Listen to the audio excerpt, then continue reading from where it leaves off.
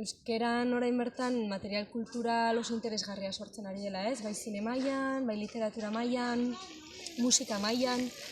Orduan, noski beti ikusi daitezke pelikulak bikoiztuta, beti irakurri daitezke liburuak itzulita, baina ez da gauza bera, ez? Eta noski hizkuntza bat gehiago edukitzea beti da opari bat, baina euskerarekin bereziki uste dut komunitate baten hizkuntza da, ez? Komunitate oso txiki bat gera euskaraz hitz egiten duguna.